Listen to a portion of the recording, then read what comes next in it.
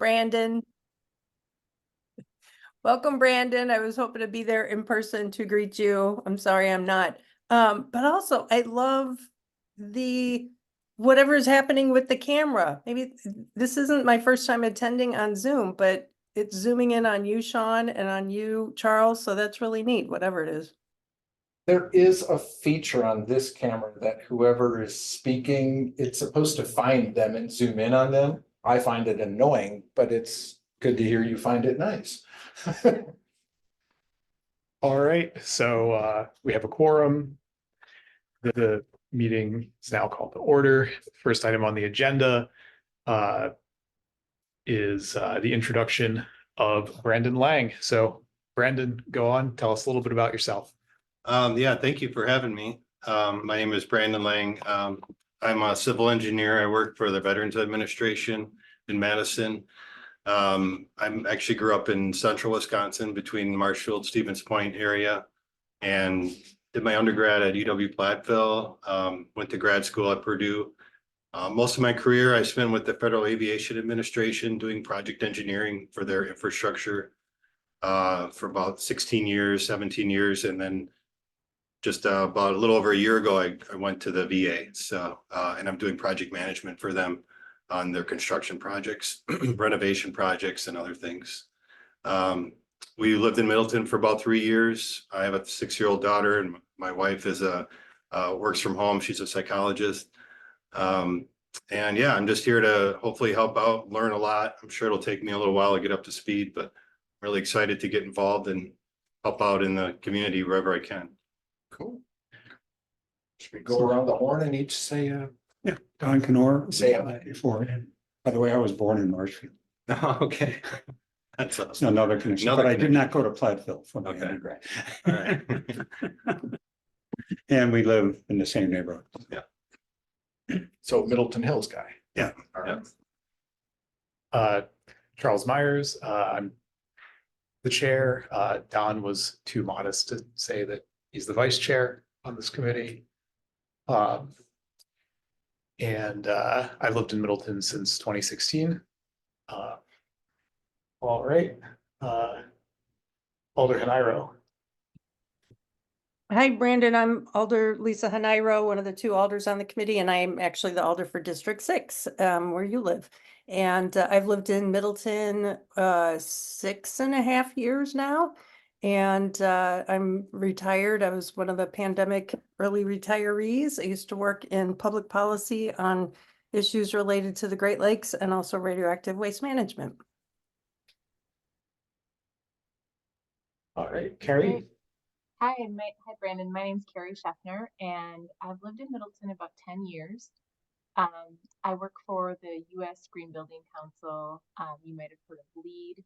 We certify buildings and how sustainable and energy efficient they are. I've been on the committee. I'd have to count all the years. It's been quite a while. So we're really excited that you're joining. And I have 2 daughters. They're both in Cromrie. 8th grade and 6th grade.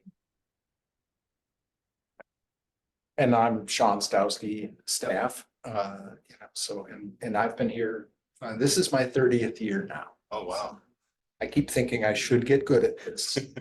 I think I will eventually. But if you have questions about how committees function or just, what are the nuts and bolts of this thing, just let me know. Okay, thank you. Sure. And I think you'll catch on really quickly. We're obviously pretty informal, so we do keep things orderly, but we also are a little bit more conversational than some other committees you'll find. So, very good. All right.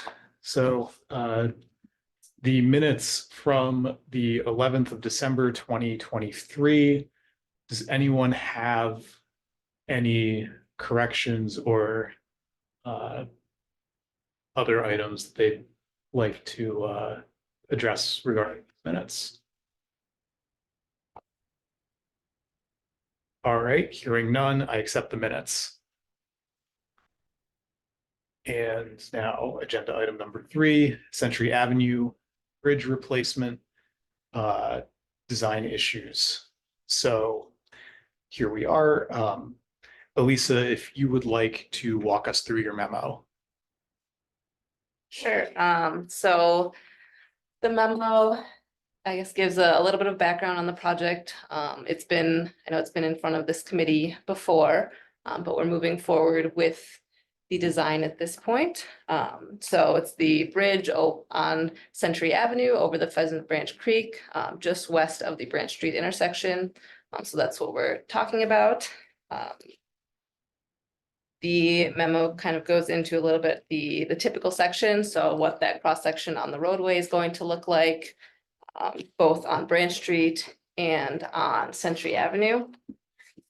And then more specifically, kind of goes into the hydraulics, what we've looked at, what the proposed structure concept is at this point. Well as talking about a little bit of why we aren't carrying the skylight concept through with the design project. And then what we're looking specifically for input for tonight is which storm event we want to base our design off of. So what elevation we want to set that path underneath the structure at. And then looking at how that impacts the vertical clearance, so the amount of headspace there is for a pedestrian or a biker on that path going underneath the structure. So looking specifically at a kind of a 10-year storm event or a 5-year storm event. And those elevations, which are about 9.5 inches different. So that would be, 9.5 inches of additional headspace, but with that, the 5-year storm is going to happen. There's like a 20% chance of that happening in a year, whereas the 10-year storm event, you have about a 10% chance of that happening. So you're going to have twice as often that path is going to be inundated, which could be additional maintenance and additional erosion control or maintenance items to address that erosion control. And I should jump in here and note that I just now saw zooming way in on this, that these arrows are apparently just reversed. So the 5-year storm should be lower than the 10-year storm. Correct. That Yep. makes sense Yep. to everybody, so. In a 5-year design storm event, the water wouldn't quite get up to the level of the path as it's shown in this cross-section.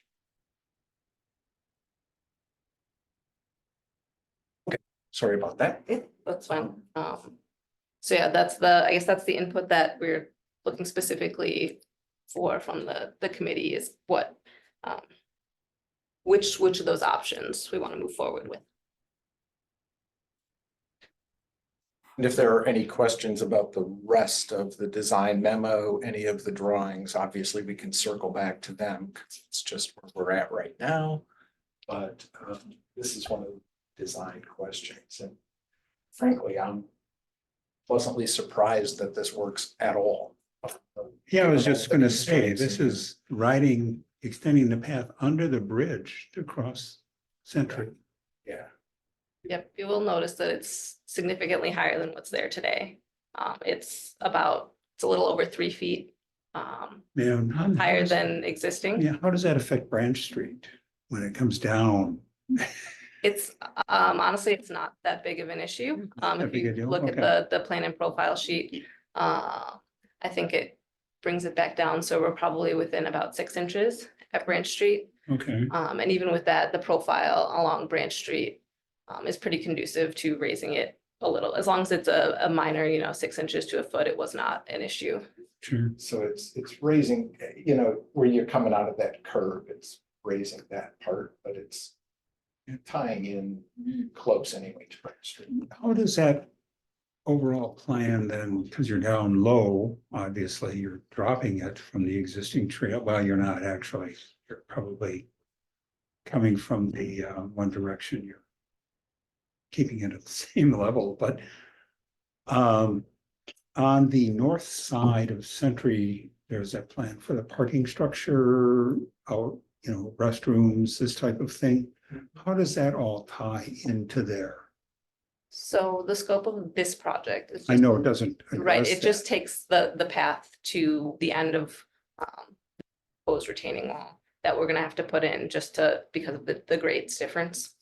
And then at that point, we would work to try and get that to blend in with Okay. whatever grades, do a little bit of grading to get that to blend in with existing.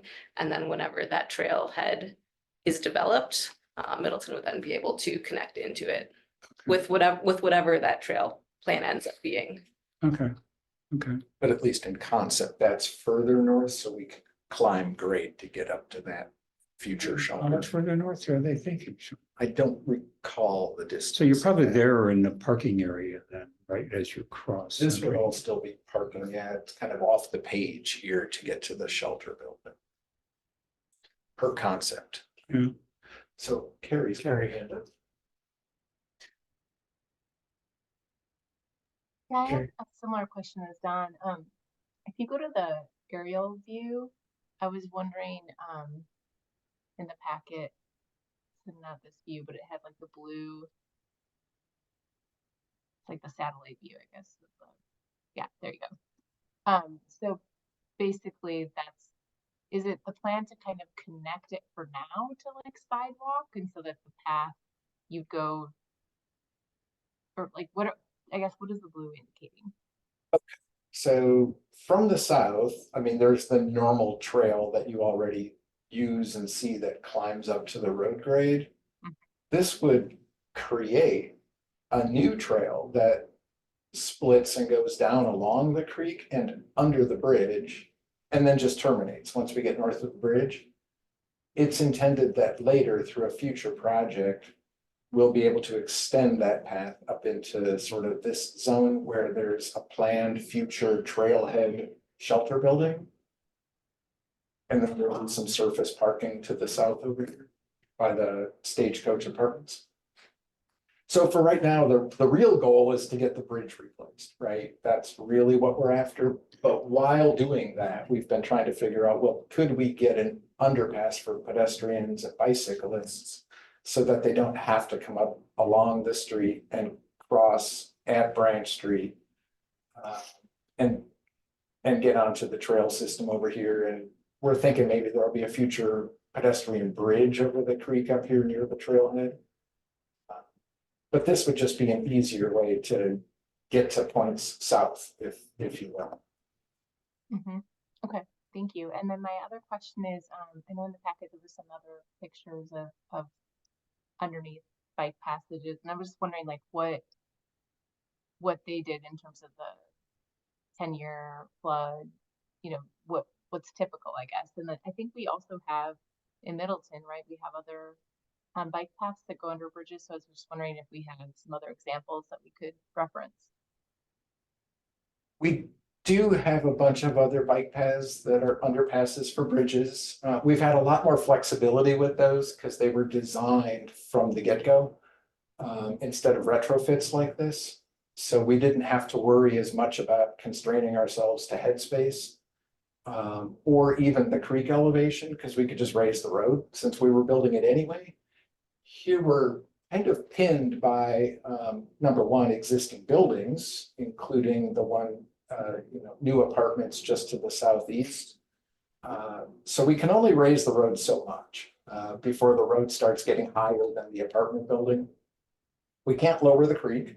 So by maximizing how much we can raise this road without causing significant adverse drainage problems, we're really set by how much headspace we can get under the lowest bridge member to the path, right? And that's set at 8 feet here, which is really a working minimum. And that still allows then for a 10-year design storm flood stage elevation at the path, which, as Elisa said, is going to get inundated. There's really no way around that. We were just trying to propose that the trade-off, at least in our estimation, is worth it to set the lower head clearance, but the higher path elevation to try to keep it dry more often instead of having a little bit more headspace and get it flooded more frequently. So what's that space at the 20-year flood? We've got an elevation on the 20-year. Yeah, I don't have that information. But what it comes down to is, and the one really nice thing with all this is, right, that this is just open from a pedestrian perspective. It's not like you're going through a dark box culvert or something. So even though more than 8 feet would be nice, at least there's a lot of lateral view shed opening that you don't necessarily feel constrained. So if any of you walked through Market Street, Elisa provided some photos of that. That was Oh, sorry, Olin that was Avenue at Olin. over Winco. But our Market Street got that similar 8-foot It head does. clearance. It's a little bit narrower. Yeah, The one at Wingra and Olin, what's being proposed is actually probably 6 feet even wider with that span than the photos. So you have to imagine that even on that left side would be even more open. But similar kind of on the right side, so it would be sloped up on the left. this has a taper to it. Yeah. It's, obviously it's in use elsewhere and it works just fine. So that's part of what drove our recommendation is let's sacrifice the headspace and keep our feet dry more often. And it looks here, it goes to concrete underneath. Is that, or is it just the shadow that's being cast? Is it In concrete this underneath? location, it is, Okay. yeah. I would have Would to that be look- the same or would we continue to asphalt? For I us? think we were looking at asphalt. Okay, because I'm sure that the concrete obviously would have a little bit more lifespan than an asphalt in a flood event, right? Is that an option to do a concrete? It doesn't really hurt asphalt As any purely to differently? get it. Okay. I always just think of it as being a looser substance, so.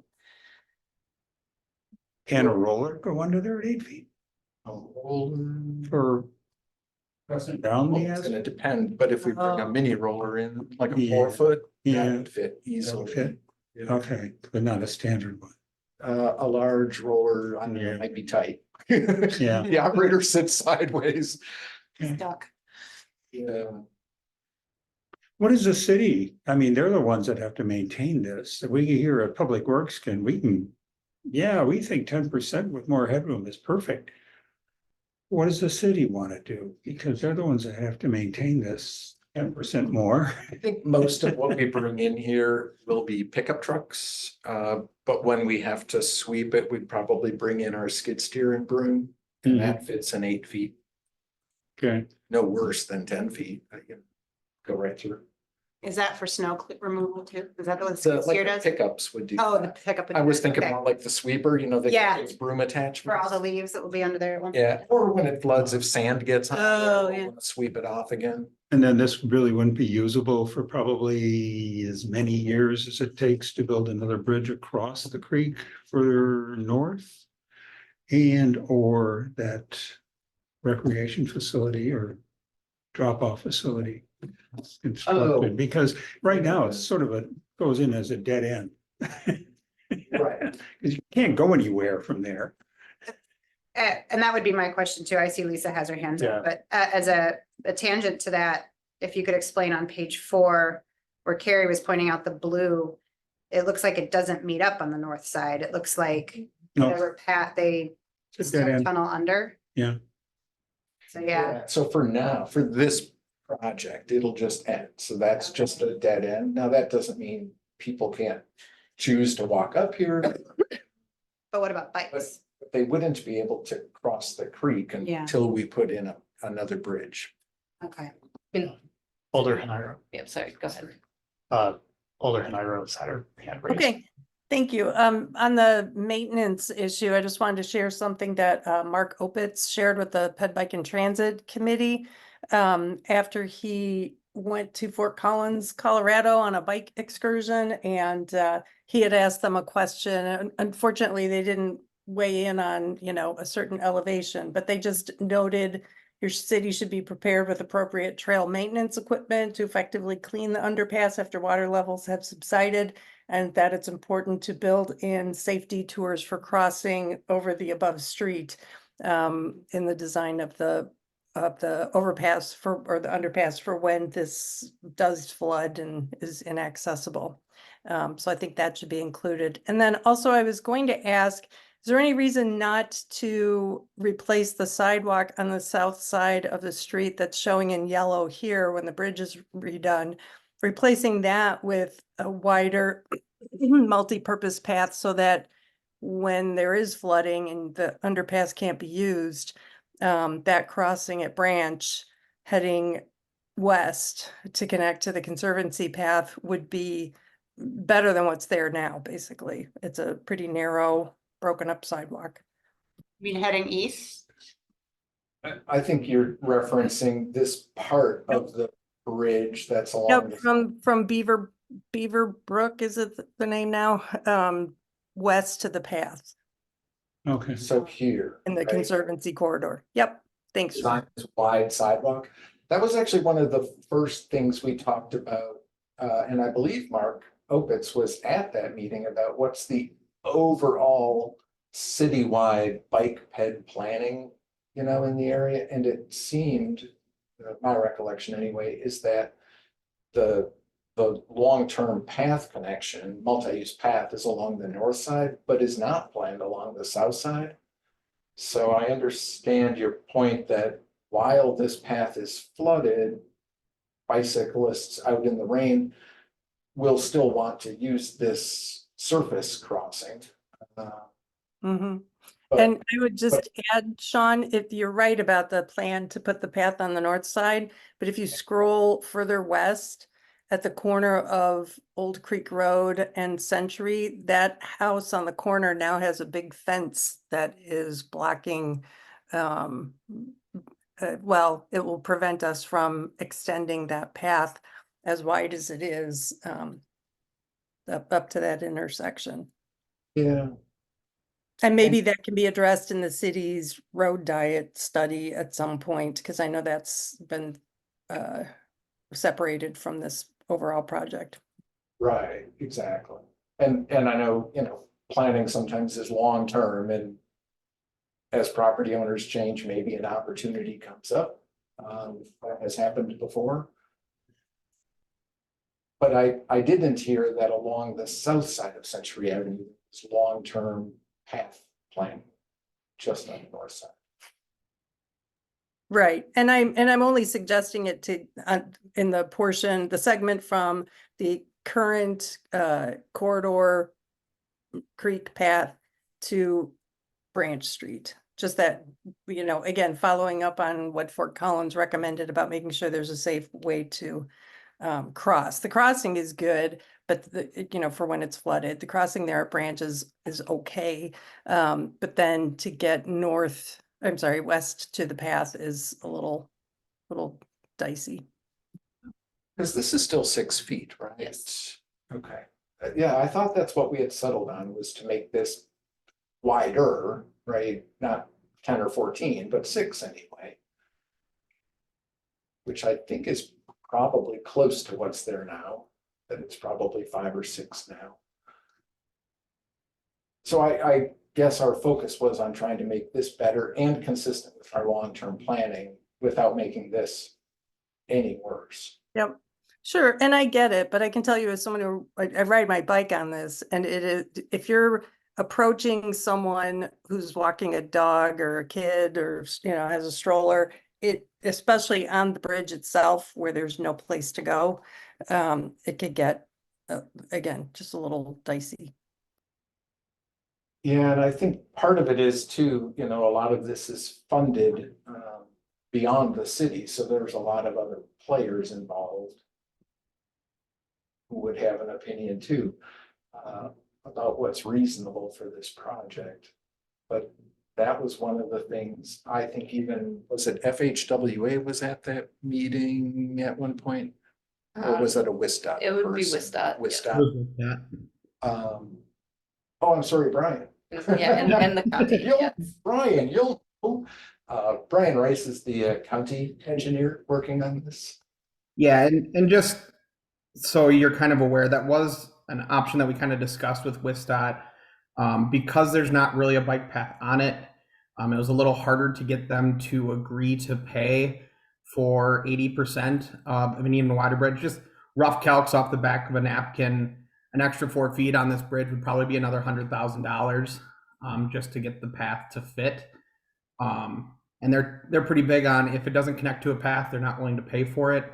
And WISDOT luckily offered to pay for the 80% of the intersection improvements. We kind of made some concessions that we weren't going to really have that bike path on that south end. So because the bridge is having impacts to that intersection, they are funding 80% of the bridge or the intersection reconstruction, which establishes a full left turn lane and improves the safety at Branch Street. So they made some concessions for us, and that was one of the things that we kind of discussed, was not having bike path on both sides to kind of reduce some of the expenses.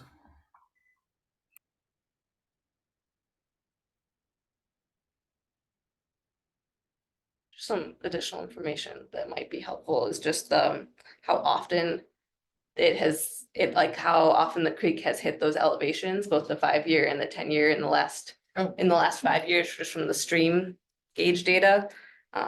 So over the last 5 years, there's really only been 4 rainfall events that have exceeded that 10-year elevation. And then there've been 8 rainfall events over the last 5 years that have exceeded that 5-year elevation. So, and those vary as far as the duration, anywhere from, 9 to 80 hours over top of those elevations. So it just depends on the storm, and anything that obviously hits that 10-year is also going to be inundating that 5-year, be over that 5-year as well. But just to give you an idea of how often you might expect it to be flooded and for how long. So maybe not quite once a year. Yeah, right. Somewhere around once a year. And I mean, I think the maximum that it was ever over the 5-year elevation was about 80 hours. And I'm gonna guess that was probably in 2018. Yeah, I'm guessing. Yeah, well, so were several of our roads. Exactly. Has this been to bike ped transit? Or is it going there after this? I don't think this issue was at all No, of the bike About the path height? elevation. okay. Yeah. Cause I would be interested to hear a biker, and with Lisa on the call, I mean, we have a path similar like this where I grew up. And we didn't have the option to go up a ramp. You actually had to carry your bike upstairs if the path had flooded. Oh. So, 15-year-old me wasn't gonna do that. So we just went right through whatever was down there, which was part of the fun. But I'm wondering, obviously not safe, don't tell my mom, but I'm wondering like what that 9 inches really means for a biker. I mean, or Mentally, it would mean a lot. I believe we do actually have a biking member of the public behind us who wanted to share some thoughts.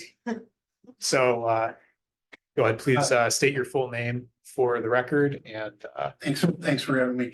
My name is Ken Wiesner. I'm a and could you spell the last name? Wiesner. Hi, Lisa. I'm a member of the Friends of Pheasant Branch Conservancy. I'm on the board. So I have a brief comment about the accessibility imperative here.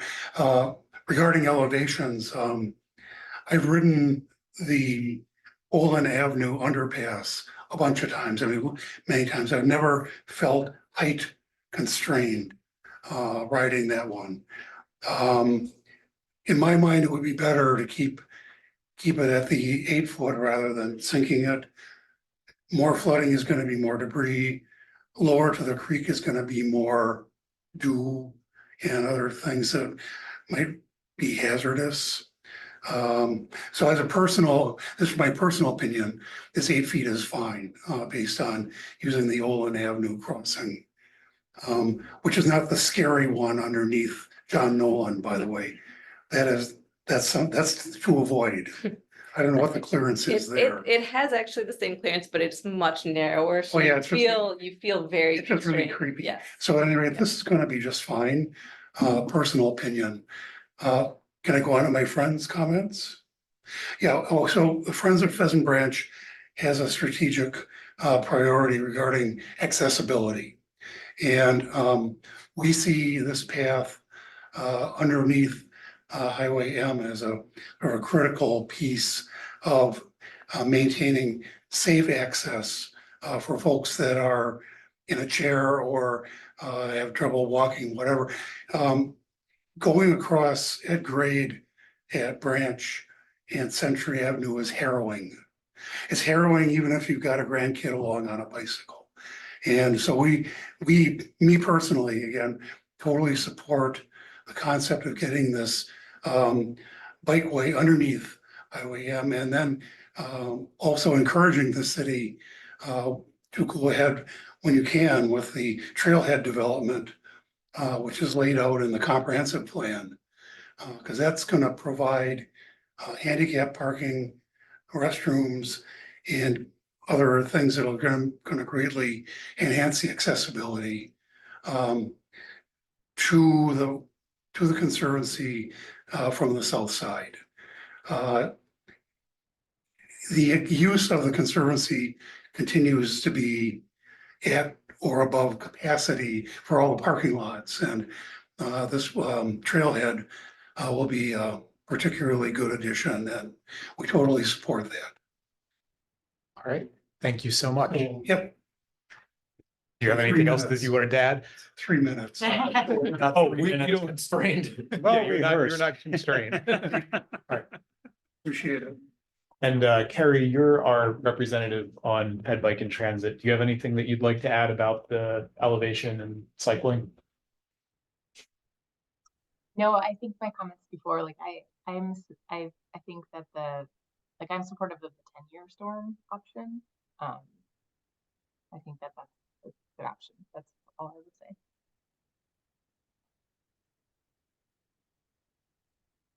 So let me ask this, Sean, if we make a recommendation, it goes to Strand?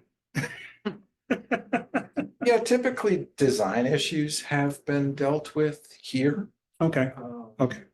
So I move we accept the And I've been keeping- flood. I'm sorry. Just a 5-year design, yeah. And that's the 8 foot, It's correct? the 8 foot, correct. No, the 10-year is the 8 foot.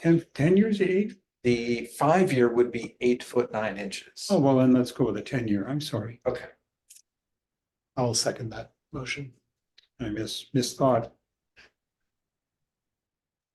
All in favor of accepting Don's motion for the 10-year flood height? Aye. Hi. Did you vote, Carrie? Yes, I'm in Oh. favor. And were any All opposed? opposed? Hearing none, the ayes have it. Sorry, I jumped it.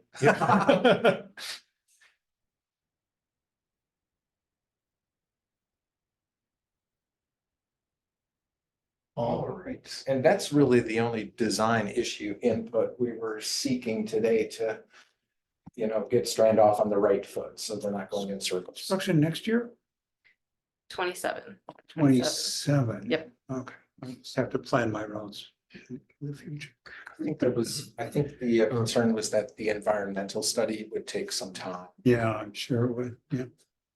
Oh, So with this, we'll move forward with the design. There'll be public involvement. Mhm. We'll be back to get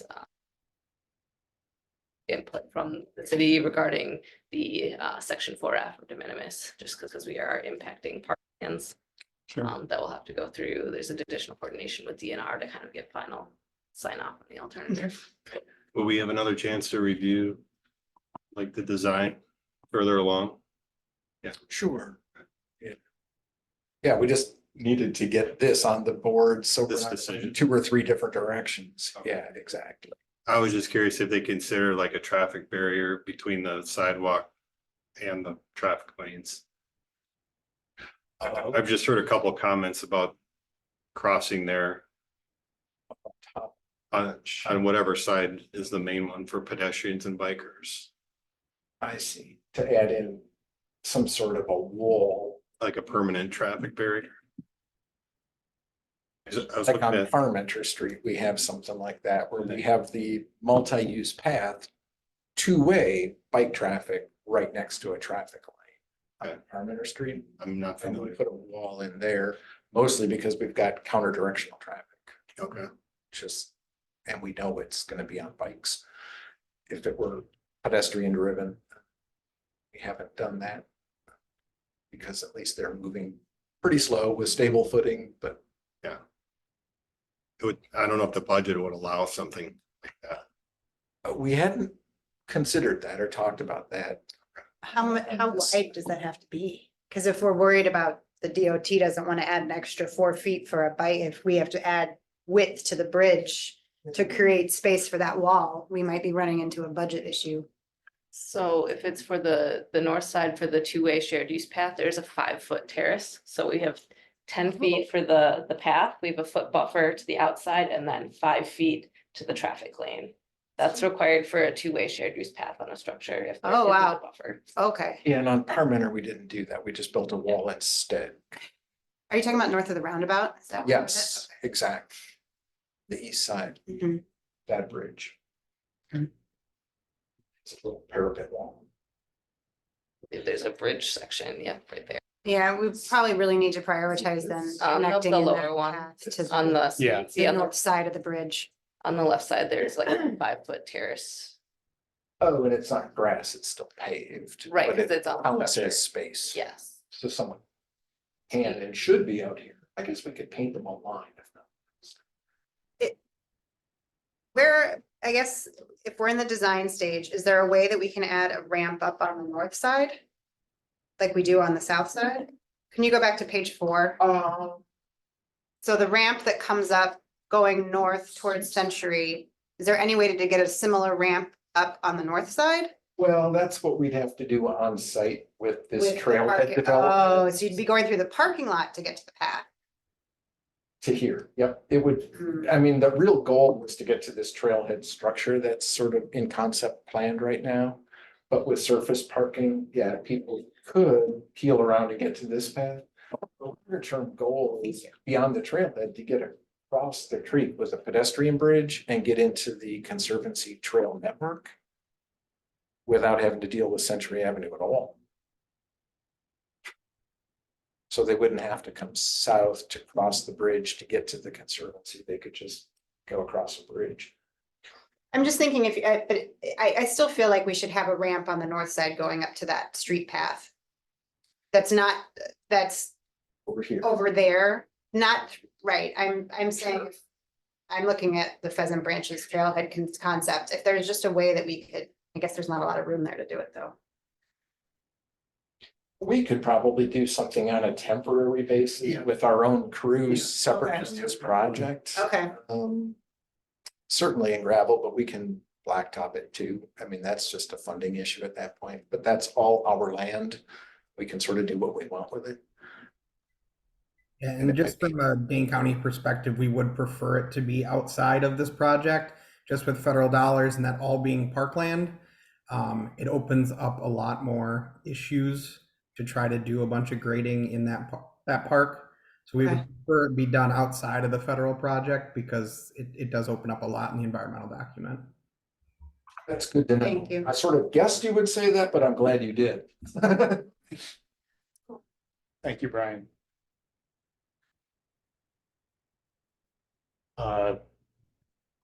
Lisa, you have your hand raised? Yes, I'm just wondering if anyone, John, do you know what the time frame is for doing the trailhead facility and parking lot and the bridge? I don't know. I know Abby at one point had applied for some grant funding, and I think we had that secured, but obviously we weren't ready to do anything with that. So I think we deferred that to try to reapply for it later. Okay, I'm just thinking it would be important to make sure that this little segment of the underpass doesn't just go to nowhere and not really get to be used. I like Kendra's suggestion of making sure there's some kind of ramp before the bridge the bridge over the creek project goes forward. Because I don't see anything in the budget for the 5-year capital projects. Yeah, so this project is, well, like Elisa said, planned for 2027. And so I thought the goal from city planning was to wait until this is done before starting on this. So I don't know if that means 28 or 29. But like I say, I think it's, you know, a fair point that the city could build something to bring this up to grade and connect it back to the path, even if it's just a temporary throwaway. I remember growing up in the Milwaukee area, the Dan Hone Bridge was always a favorite sore spot of people that went to Summerfest and nowhere else, just stopped. So nobody likes a path to nowhere.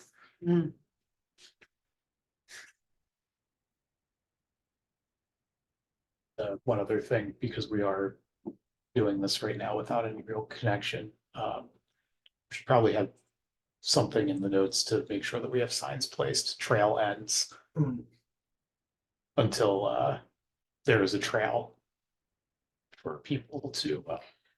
Well, luckily, if this isn't gonna happen until 2027, hopefully we can ramp it, we can figure out the temporary ramp and by then. I hope so too. Yeah.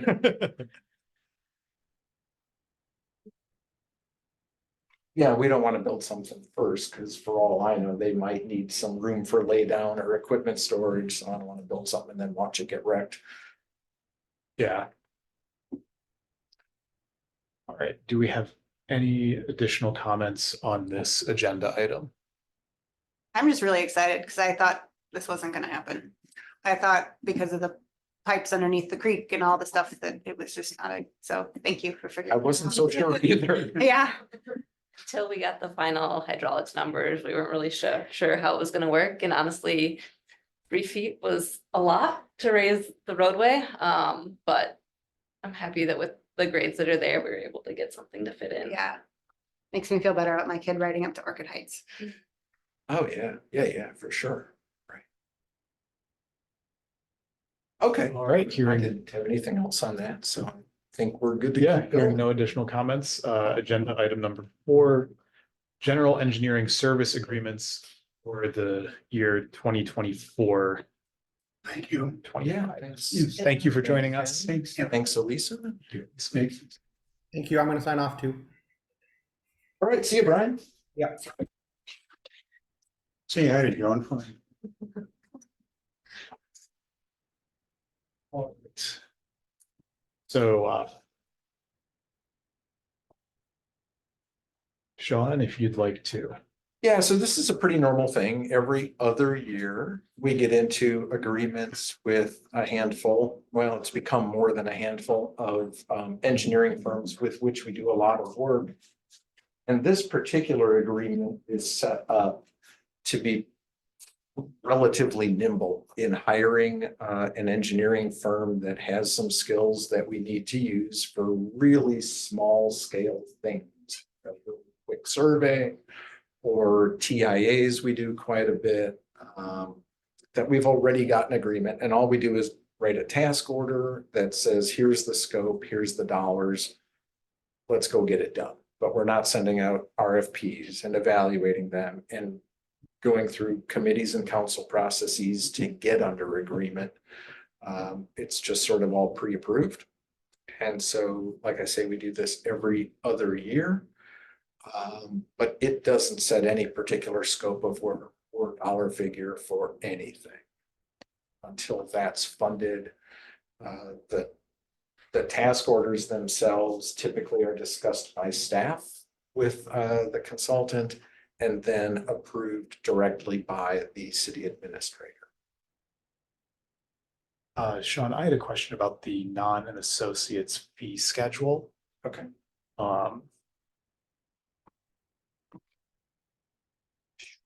They only have one field with a dollar figure in the document that we were given, and that's for project managers. It's page 10. And So Chuck Nan is a one-person firm, okay, so he just has his billing rate. all right. So they don't provide any of those other services. Okay, great. So, and again, it's the kind of thing where we'd call him only when we need his sort of specialty area. Otherwise, why bother? Yeah, I just wanted to know what the explanation for the blank spaces was. Sure, yeah, good. Like any government blank, he should have wrote NA. I move we approve. And send it to to council and finance. Yeah, these always go to the finance committee and council. I will second. We have a motion, we have a second. We have, does anyone else have any discussion? Nope, hearing none, great. All in favor? Aye. Aye. Aye. Aye. All opposed? Hearing none. Motion carries unanimously. Wonderful. And our next agenda item, future meeting agenda items. Carrie, do you have any items that you would like? I do. And I'm not exactly sure. I think this is the committee that we could start with. Let me just look at, okay. Across from Cromrie, just sorry, I'm looking at a map to make sure I get the streets right here. There's Ravine, What was that? Ravine Drive. It is. Why am I struggling? Are you thinking Brookdale Drive, Donna Drive? Brookdale. Brookdale Oh, Drive. okay, Yeah. to the east. So on Park, or actually it's Park at that point, right? It Um, is. And Brookdale, there's a cross, like there's a lot of kids at, before school, after school are crossing there because there is a crosswalk. However, there's traffic. I have witnessed this like right before break. I witnessed this because I was picking my daughter up and a child almost got hit by a car there. And so I'm just wondering if there's any way that Public Works can advocate for some, I don't know, some crosswalk safety features there, or if we can help ask for crossing guard support from the police, something like it's just a real issue there because it's not very visible. And there's not sidewalk on Brookdale. That's problematic too because there's a lot of cars that are parked there, but it's mainly just that crosswalk section. So I'll add that to an agenda for discussion. Okay, thanks. Alder Haniro? Yes, I wondered if we could at some point discuss, for lack of a better term, wish lists for district traffic improvements. And how to submit those and get them approved, what's the process? So more informational. Okay. Is there a specific part of traffic improvements that would mean? Well, like walking through the policies that we have so that Alder Wokus and others on council and I all know what to do when we have constituent requests for specific things like a yield sign or a wildlife crossing sign. Just what is the process that we should follow? What are the policies that we have? And if we have that conversation within the Public Works Committee, then Alder Wokus and I can take that to our colleagues in the full council so that they know too. Sure. All right. That helps. Alder Wokus? That was going to be my request, was exactly what Lisa was asking for, specifically also how neighbors work within the traffic calming policy with the current policy that we have with petition and submitting requests that way. If that is still a good policy, examples of when that works. I've been contacted several times by people, and that's the avenue that I have directed them, and I'm just wondering if that's really the way that it should be. If that's the most effective way, That's a good question. yeah. All right. I don't have anything for a future meeting. I'm this committee's member for Stormwater Utility Board. And I'm sure you're aware, Sean, that they're trying to combine that with water resources, Yeah, which in reality, they do a lot of the same things, but different. Do we want to discuss that at all in Public Works or let them figure it out? well, we can't discuss it now or I know, here. I know. But that's a fair question. Yes, ask them if they want Public Works to give them input on On consolidating. consolidating, and that's something we can discuss at the next meeting, because we can't discuss it here. Right. But it's a financial.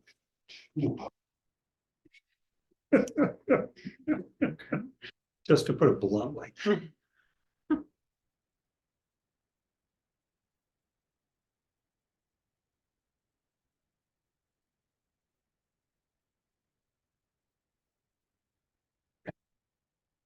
All right, I don't have anything at this time, so.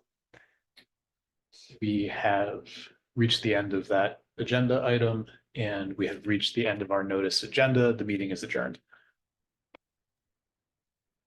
Thank you. Thank And you. Charles, take Chili to the library. They've got a geology exhibit in the lobby. Oh, thank you.